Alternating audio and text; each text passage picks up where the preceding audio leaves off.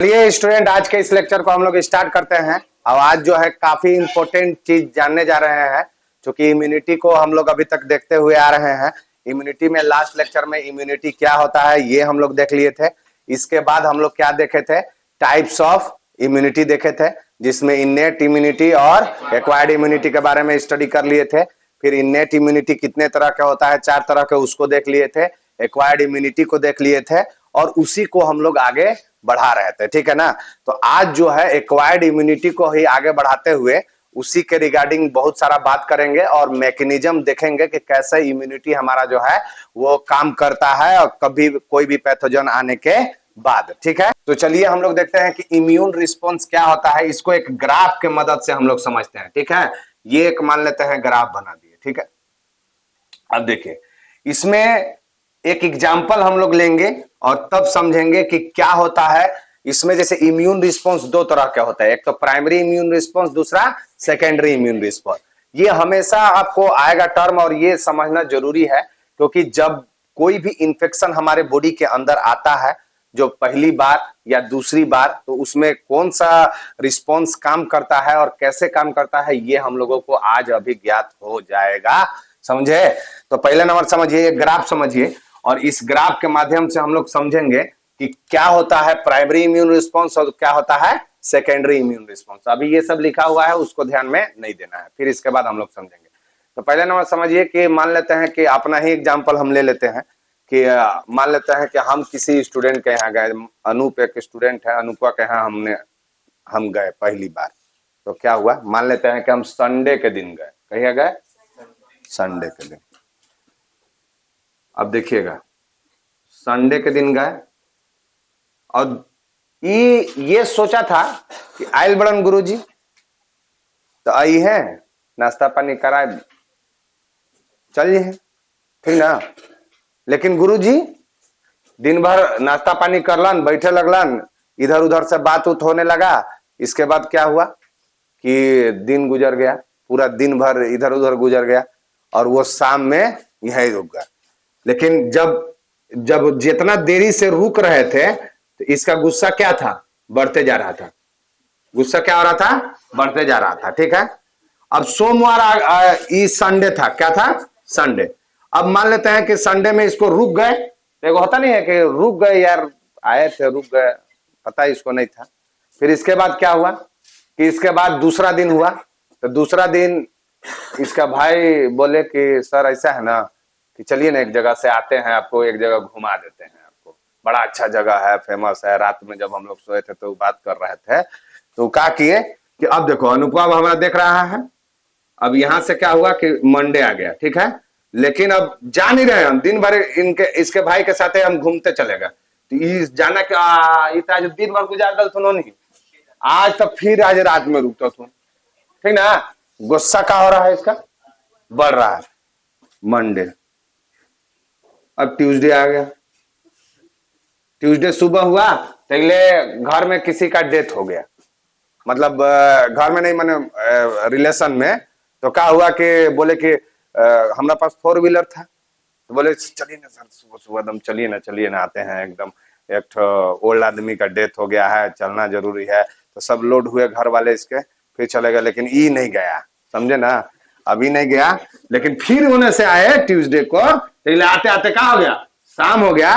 लेकिन फिर ये हमारा देख लो तो क्या हो गया, गुस्सा आओ बढ़ गया, समझना रहा ना। अब देखो वक्त गुजर रहा है, गुस्सा बढ़ रहा है।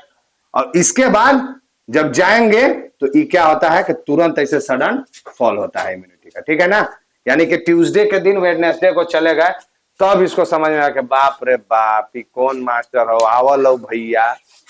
तो ये जो है बड़ी दिक्कत करता है। तो ये जितना भी घटना हुआ इसको आइडिया नहीं था, क्या नहीं था, आइडिया। तो इसको क्या बोलते हैं, प्राइमरी इम्यून रिस्पॉन्स। यानी कि इसको कोई आइडिया नहीं था और ये पहली बार उससे एक्सपोज हुआ था कि ये जान रहा था कि होते हैं, लेकिन पहली बार आए और इस तरह से किए, एकदम परेशान झेला दिए एकदम धर के, तो वो इसको पता नहीं था। तो ये इस तरह से गुस्सा पिक पर गया और आ गया। फिर ऐसी घटना घटा, 1 महीना बीता ही नहीं था, 1 महीने के बाद फिर से मौसिन सर आ गए। तो जैसे ही पहुंचे ये समझ गया कि 3-4 दिन फिर रुक जाता तू, समझा रहा है ना। ऐसे हम घर वाले को आओ कुछ नहीं बोल रहे हैं, अभी इसी पर ले रहे हैं, तो घर वाला परेशान हो जाता है जब कोई मेहमान ज्यादा दिन तक रुकने लगता है तब, समझे ना। परेशान है, परेशान की कॉमन कही ले बा एकदम नहीं। तो इस तरह से होता है कि जब दोबारा मुहसिन सर आए और दोबारा आए तो क्या हुआ, ये देखा उन्हीं से तो प्रणाम सर, और प्रणाम करके ऐसा घुसा हूं कि काम, तो आए और तुरंत रिस्पॉन्स दिखा दिया, समझे ना। या हो सकता है कि आए चाय पिलाए और सर बोला, सब कोई पहले से प्लानिंग में था, इसको पहले से प्लानिंग हुआ, सर हमको एक जगह जाना है, सर चाय पिलाया अभी नहीं है बढ़िया से कि सर अभी हमारा निकलना है, जाना है चाहे नहीं जाना है इसको, ठीक ना। पहले ही कहने लगा हमारा जाना है सर, हमारा जाना है, ठीक है। तो उस समय क्या हुआ कि तुरंत रिस्पॉन्ड किया और तुरंत उसका इफेक्ट हुआ। अरे यस या नो। तो इसको क्या बोलते हैं हम लोग, सेकेंडरी इम्यून रिस्पॉन्स। ऐसे दामाद के साथ भी होता है, समझ में आ रहा है ना। कुछ दामाद तो जबरदस्ती कितना दिन भी रुक जाते हैं, है ना। अब हम दामाद का बदनाम करना नहीं चाहेंगे क्योंकि दुनिया में सब एक ना एक दिन सब न केकरो दामाद है और कोई ना कोई एक दिन दामाद बनेगा। कुछ दामाद के तो बोरे बोरे पर लिखा होता है नाम, ससुरारी वाला बोरा पर खाने वाला, समझ में आ रहा है ना। तो उस सब जो है और दिन रहता है, तो घर वाला परेशान। हम उसका एग्जाम्पल हम अपने ले लिए हैं, कोई दिक्कत नहीं ना है। चलिए, तो ये प्राइमरी इम्यून रिस्पॉन्स क्या है और सेकेंडरी इम्यून रिस्पॉन्स से क्या समझ में आया कि प्राइमरी इम्यून रिस्पॉन्स क्या है कि पहली बार आया थे, कोई आइडिया नहीं था और उसके वजह से वो क्या किए, हमको परेशान कर दिए, समझ में आ रहा है ना। लेकिन दूसरा बार क्या हुआ कि आए पहली से आइडिया था हमको, आए तुरंत क्विक रिस्पॉन्स दिखाए और तुरंत भगाए घर से, अतिथि कब जाओगे, समझ में आ रहा है ना। इस तरह से तो देखिए जो प्राइमरी इम्यून रिस्पॉन्स है वो स्लो होता है, वो समझ में नहीं आता है कि कैसे करना है। वो दूसरा क्या होता है, इंटेंसिटी लो होता है हमारा, जो उसमें आराम से बीमार, जैसे कोई भी बीमारी पहला बार आया बॉडी के अंदर तो पहले से बॉडी को आइडिया नहीं था, तो बॉडी में जब पहली बार आता है तो हमारा बॉडी उसको समझने में जानने में टाइम लगाता है, तब तक वो क्या करता है कि हमारे बॉडी पर इफेक्ट कर जाता है, समझे। तो उसी को क्या बोलते हैं, primary immune. Primary immune attack जो होता है या रिस्पॉन्स हमारा बॉडी जो दिखाता है, उसमें हम अक्सर बीमार पड़ जाते हैं क्योंकि उसको समझने उमझने में क्या होता है कि हम झेलाइए जाते हैं अक्सर। लेकिन सेकेंडरी में क्या होता है, अभी समझ में आएगा कि यहाँ पे मेमोरी प्रेजेंट रहता है और ये पूरा याद कर लेता है कि प्राइमरी में क्या क्या हुआ था, समझे। तो जैसे ही आएगा उसका एंटी का एकरा इनकरा बोल देना है ऐसा कि एक बस चाय पी के भाग जा या पानी पिला के भगा दो इनकरा, समझे ना। ये पहले से अनूप को पता है कि क्या सर को बोलना है हमारा, ठीक ना। तो कि बड़ी देर तक झेला देते हैं। तो इस तरह से ये होता है। तो प्राइमरी इम्यून रिस्पॉन्स कैसा होता है हमारा बॉडी का, स्लो, क्योंकि उसको पता नहीं रहता है कि कैसा है ऑर्गेनिज्म। दूसरा क्या, इंटेंसिटी लो, इसका माने हावी होने का क्या है, लो है, समझ नहीं पाता है कि इसको कैसे करे कि ये डिस्ट्रॉय हो जाए। ये क्या होता है और ये कब देखने के लिए मिलता है, फर्स्ट इन्फेक्शन में, और इसमें कोई मेमोरी पहले से प्रेजेंट नहीं रहता है। लेकिन यही देखिए सेकेंडरी इम्यून रिस्पॉन्स क्या है, फास्ट होता है क्योंकि इसको पहले ही से पता है कि कैसा कैसा होगा। जैसे मान लेते हैं कि फॉर एग्जाम्पल हम लोग टेटनस का वैक्सीन ले लेते हैं या पोलियो का लेकर रखे हैं, सब बच्चा पोलियो का ड्रॉप पिया हुआ है, तो उसमें क्या हुआ कि पोलियो का जो ड्रॉप हम लोग पिए हैं उससे क्या हुआ, हमारे बॉडी में अधमरा करके उसको मार करके हमारा एंटीबॉडी पहले से बना के रखा हुआ है। अब एंटीबॉडी बना के रखा हुआ है यानी कि पोलियो का जो अगर वायरस अगर आन करके हमको इन्फेक्ट करना चाहेगा तो जैसी बॉडी के अंदर घुसेगा तो तुरंत प्राइमरी इम्यून रिस्पॉन्स होगा कि सेकेंडरी, वहां पे सेकेंडरी होगा क्योंकि उसको पहले से पता है कि कैसा है, तो डायरेक्ट एंटीबॉडी को भेजेगा और उसको मार के डिस्ट्रॉय कर देगा। तो यही होता है। जैसे सर्दी खांसी वाला जो सीजन होता है, हर सीजन बदलेगा तो तुरंत हो जाता है, तो उस समय पता नहीं रहता, 3 महीना के बाद हमारा इम्यून सिस्टम भुला जाता है इसका कि कैसे करता है। तो हर एक 3 महीना के बाद जब उस तरह से बॉडी कमजोर रहेगा तो हो जाता है। और वो ये ध्यान रखे, एक बार बढ़िया सर्दी हो गया और बढ़िया ठीक हो गया, ये दोनों बात में ये मतलब ध्यान रखना, बढ़िया से हुआ और बढ़िया से ठीक भी हो गया। कुछ लोगों को ठीक नहीं होता है, पूरा ठंडा भर सर्दी चलत रहता है, समझे ना। तो वो वाला हम बात नहीं बोल रहे हैं। मेरा एक ही बात है कि सर्दी हुआ और खत्म हो गया, अगर बढ़िया से खत्म हो गया तो बॉडी उसको समझ जाता है कि हाँ क्या है, तो 2-3 महीना के अंदर फिर से नहीं होगा, जब तक कोई बड़ा इफेक्ट बॉडी के अंदर नहीं देखने के लिए मिलता है। जैसे आप कहीं थक गए या बहुत हरासमेंट में आ गए या बहुत आप ऐसा प्रदेश में चल गए कि बहुत देर तक एक्सपोजर रख गए, पानी उस टाइप का नहीं मिला या पानी का बदलाव आ गया जिसमें बॉडी में ऐसी बॉडी ही फिट नहीं रहने पाया, उस कंडीशन में दोबारा हो सकता है। लेकिन जो जनरली सीजनली होता है वो ऐसा कब देखने के लिए मिलता है कि तुरंत हुआ और तुरंत फिर नहीं हो सकता है। रीजन क्योंकि उसका इम्यून मेमोरी के हिसाब से बॉडी हमारा पहचान लेता है कि फलाना आया था वायरस जो हमको इस तरह का बीमारी करवाया था, अब उसका एंटीबॉडी बना कर रखा है, 2 से 3 महीना याद रखता है। ठीक है, तो इसमें क्या होता है, ये हाई इंटेंसिटी के साथ काम करता है सेकेंडरी इम्यून रिस्पॉन्स, और ये सेकेंड या सब्सिक्वेंट इन्फेक्शन में काम करता है। पहला इन्फेक्शन में काम नहीं करेगा, किसमें काम करता है, दूसरा इन्फेक्शन। यानी कि फर्स्ट इन्फेक्शन आया तो प्राइमरी इम्यून रिस्पॉन्स हो गया, पता नहीं था। इसके बाद सेकेंड जब आता है तो उसमें ये पता रहता है कि कैसे काम करता है। क्यों? क्योंकि इसको बताने वाला मेमोरी प्रेजेंट है इसमें। मेमोरी सेल जो होते हैं, अभी आगे पढ़िएगा, तो उसमें मेमोरी सेल जो होते हैं वो इसको बताते हैं कि देखो पहली बार आए थे ना ये, तो इतना झेलाया था, 3 दिन तक झेला दिए थे, समझे, 3 दिन तक झेला दिए थे, 3 दिन तक एकदम पूरा परेशानी में डाल दिए थे, जाइए नहीं रहते, सब काम धना बैठाना पड़ गया था। लेकिन अब जो है ये आप समझ लीजिए, तो दूसरा बार होता है तो उसी को देख करके ये फास्ट होता है। तो प्राइमरी इम्यून रिस्पॉन्स और सेकेंडरी इम्यून रिस्पॉन्स समझ में आ गया सबको? अरे क्लियर है? उसका डिफरेंसेस आ जाएगा समझ में, सबको समझ में आ गया। अब देखिए ये जो प्राइमरी यानी कि इम्यून रिस्पॉन्स है, प्राइमरी हो या सेकेंडरी हो, ये कोई सेल के द्वारा किया जाता है। बॉडी के अंदर हमारे कुछ सेल्स प्रेजेंट हैं, हम बताए थे सेल्स में कौन कौन सेल्स थे। तो डब्ल्यूबीसी का टाइप आप लोगों को पता होगा। डब्ल्यूबीसी कितने तरह का होता है, ग्रेनुलोसाइट्स, ग्रेनुलोसाइट्स और दूसरा क्या होता है, अग्रेनुलोसाइट, ये सब पढ़ना था। इसमें कौन कौन सा होता है, ग्रेनुलोसाइट्स में कौन कौन होते हैं, न्यूट्रोफिल्स, बेसोफिल्स, इओसिनोफिल्स, अरे होता है ना। अब एक ग्रेनुलोसाइट में कौन सा होता है, लिम्फोसाइट और दूसरा मोनोसाइट, अरे याद है, तो ये हम लोग पढ़ चुके थे। अब लिम्फोसाइट्स कितने तरह के होते हैं, ये 2 तरह के होते हैं, ये कौन कौन, टी लिम्फोसाइट्स और बी लिम्फोसाइट। तो यही टी और बी लिम्फोसाइट्स है जो क्या करवाता है, ये हमारा इम्यून रिस्पॉन्स को दिखाने में मदद करते हैं। तो चलिए देखते हैं टी लिम्फोसाइट और बी लिम्फोसाइट्स के बारे में थोड़ा सा डिटेल हम लोग समझते हैं कि टी लिम्फोसाइट क्या है और बी लिम्फोसाइट क्या है जो हमारे इम्यून रिस्पॉन्स में मदद करते हैं। तो सबसे पहले ओरिजिन देखते हैं, यानी कि टी लिम्फोसाइट जो है या बी लिम्फोसाइट कहां पे ओरिजिनेट हुए हैं, यानी कि कहां पे इनकी उत्पत्ति हुई है, तो वो हुआ है बोन मैरो के अंदर। कहां पे हुआ है, बोन मैरो। इसका भी बी लिम्फोसाइट भी कहां हुआ है, बोन मैरो। अब बोन मैरो कहां होता है, तो देखिए बड़े बड़े हड्डियां देखे होंगे, तो उस हड्डियों के अंदर एक पीला पार्ट निकलता है, पीला पार्ट निकलता है। जैसे हड्डी में जो खोखला हड्डी होता है तो वो पीला पार्ट येलो बोन मैरो कहलाता है।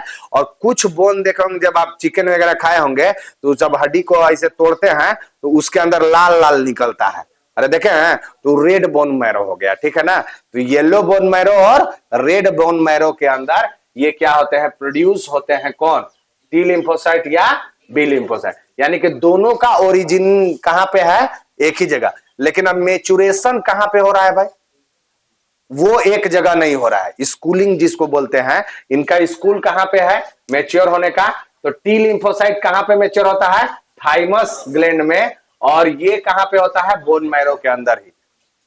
ये कहां पे मैच्योर होता है, बोन, यानी कि बी लिम्फोसाइट प्रोड्यूस भी हुआ बोन मैरो के अंदर और मैच्योर भी हुआ बोन मैरो के अंदर। लेकिन थाइमस जो है वो कहां पे प्रोड्यूस हुआ, बोन मैरो के अंदर, लेकिन स्कूलिंग कहां हुआ, थाइमस के अंदर। थाइमस कहां है पता है ना, ये हमारा इस जगह पर प्रेजेंट रहता है जहां पे हार्ट के अराउंड में ऊपर में हल्का प्रेजेंट रहता है। ये इस तरह से थाइमस तो यहाँ पे होता है, उसके नीचे हार्ट के अराउंड में होता है। तो ये थाइमस ग्लैंड के अंदर जाकर के मैच्योर होते हैं। अब कितने तरह के टी लिम्फोसाइट होते हैं, तो 4 तरह के होते हैं। कितने तरह के होते हैं, 4 तरह के। कौन कौन भाई, हेल्पर टी सेल, साइटोटॉक्सिक या किलर टी सेल इसको बोलते हैं। क्या बोलते हैं इसको, किलर टी सेल। और कौन सा होते हैं, सप्रेसर टी सेल, और कौन होते हैं, मेमोरी टी सेल। ये टी सेल का हुआ टाइप। उसी बी सेल में कितने होते हैं? ये दो होते हैं, एक तो प्लाज्मा बी सेल होता है और दूसरा मेमोरी बी सेल होता है। यानी कि आप ऐसे कह सकते हैं कि एक घर था, उसमें एक बहन और एक भाई, समझा रहे ना? बी से बहन और टी से थाइमस, में कुछ भी नाम ले सकते हो, समझ रहे ना? तो इस तरह से ये जो है एक बहन एक भाई जो है, उसको भाई को घर से निकाल करके, जनरली हम लोगों के समाज में यही आजकल देखने के लिए मिलता है कि लड़का को दूसरा जगह भेज दिया जाता है कि जाओ पढ़ो, लड़कियां तो घर ही से पढ़ लेगी, ठीक है ना? तो इस तरह से तो थाइमस को घर से बाहर भेज दिया गया कि जाओ भाई तुमको घर में रहने के, क्योंकि लोग कहता है, हमारे यहाँ एक कहावत है कि कुत्ता और बेटा को घर से बाहर ये ठीक लगता है, समझा रहे ना? कुत्ता और बेटा अगर घर में रहेंगे तो अच्छा नहीं रहेंगे, ठीक है? तो ये सब चीज जो है, तो ये, लेकिन हाँ, जब इन लोगों का, ये आप समझिए कि इन लोगों का शादी हुआ और इन लोगों, थाइमस के 4 बेटे हुए, कौन कौन? मतलब ये टी सेल के 4 हुए, कौन? हेल्पर, साइटोटॉक्सिक या किलर, सप्रेसर, मेमोरी। उसी तरह से बोन मैरो का भी शादी हुआ, मतलब बी का भी शादी हुआ, तो कितने इसके बच्चे हुए? 2, प्लाज्मा बी सेल और मेमोरी बी सेल। अब देखिए ये दोनों कौन है? एगो भाई के और एगो बहन के, तो ये दोनों आपस में भाई हो गए, भाई बहन हो गए। अरे ऐसे नो, लेकिन काम करने का भी मैकेनिज्म देखिएगा तो बड़ा खूबसूरत तरीके से ये लोग काम करते हैं। लेकिन ये अभी समझ में आया कि नहीं आप लोगों को? अच्छा, जो टी सेल के द्वारा बॉडी के अंदर इम्यून रिस्पॉन्स या इम्यूनिटी दिखाया जाता है, उसको क्या बोलते हैं? सेल मीडिएटेड एक्टिव इम्यूनिटी, यानी कि सेल मीडिएटेड इम्यूनिटी भी कहा जाता है, सीएमआई। और ये सीएमआई जो ही है वो ग्राफ्ट रिजेक्शन में मदद करता है। मतलब ग्राफ्ट रिजेक्शन क्या होता है कि जैसे मान लेते हैं कि किसी का किडनी खराब हो गया, ठीक है, अब किडनी हमको नया बदलवाना है, तो उसमें क्या देखा जाता है कि जो आपके क्लोजली रिलेटेड है उससे आपका वो लिया जाता है। तो जब आप क्लोजली रिलेटेड से ले लीजिएगा तो उसमें क्या होता है? रिजेक्शन का चांसेस कम रहता है। तो लेकिन फिर भी रिजेक्ट करता है उसको, कि कुछ ना कुछ रिजेक्ट करता है, तो उसके लिए क्या डॉक्टर देते हैं?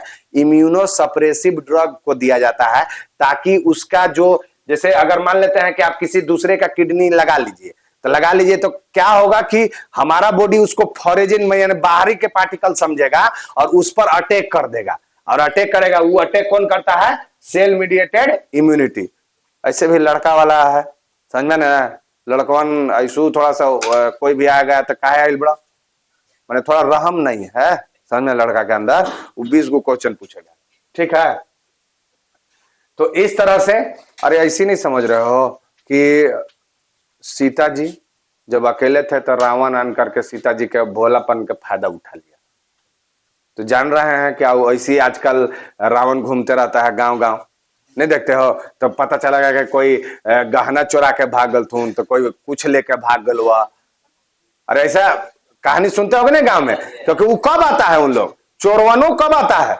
जब कोई माने मेल पर्सन घर में ना रहे। वो जानता है मेल रहेगा तो हम काम नहीं करना पाएंगे, क्लियर है? तो इस तरह से, तो ये क्या करता है? सेल मीडिएटेड इम्यूनिटी ये क्या करता है कि ग्राफ्ट जब आप डालिएगा ना, कोई भी बॉडी के अंदर ग्राफ्ट डाले तो उसमें यही मारना चालू कर देता है, तो उसको रिजेक्ट करता है कि भाई तुम कहां से आ गया, तुम तो पहले से हमारे बॉडी में था नहीं।